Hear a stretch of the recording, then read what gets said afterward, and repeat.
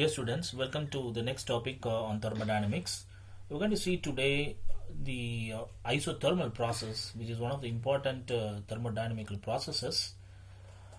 And in this particular topic, we should understand that there is a cylinder with a piston movement here, and you will find here this is the movable piston here. This is the movable piston, and this is the cylinder.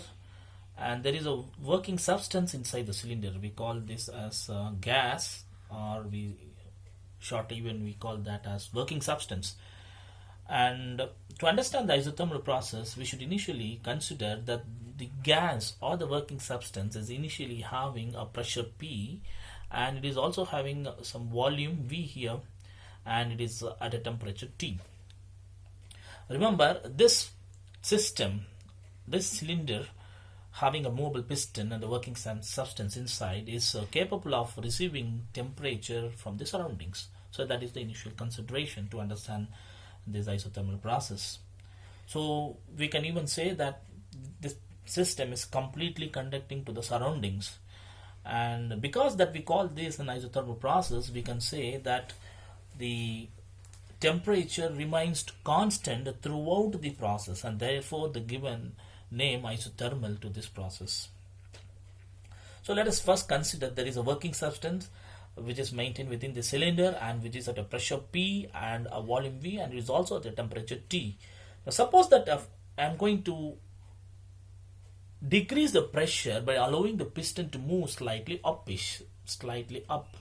So the piston is moving slightly up here, therefore the pressure inside the working substance, inside the cylinder, decreases. Right? So pressure is decreasing, and the volume, as the pressure decreases, you will see the piston moves up, therefore the volume is expected to increase.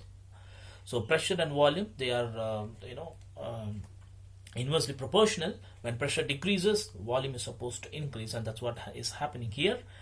And given these conditions of decreasing pressure and increasing volume, the temperature is bound to fall. But the temperature is not allowed to fall because of the system being absolutely conducting to the surroundings. Whatever the temperature that is decreasing is compensated by the temperature from the surroundings, which means the surrounding gives the temperature, necessary temperature, and the temperature remains constant.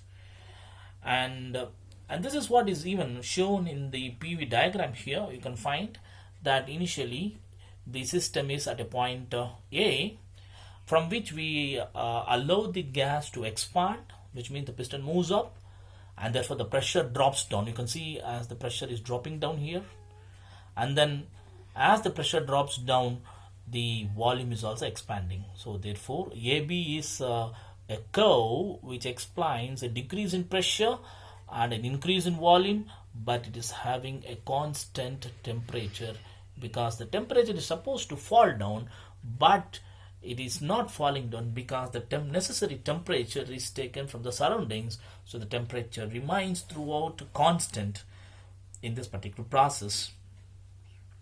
Therefore, we understand this particular process is called isothermal process because the system is perfectly conducting to the surroundings, and it absorbs heat from the surroundings and maintains a constant temperature. Thus, from A to B point in the PV diagram, the temperature remains constant. The curve AB is called isothermal curve.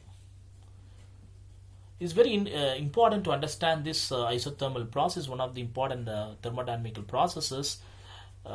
Like we know about the adiabatic process, which is coming up next. So therefore there is an equation that is quite applicable for understanding the isothermal process, which is very known to us already. PV is equal to RT, which is also equal to a constant.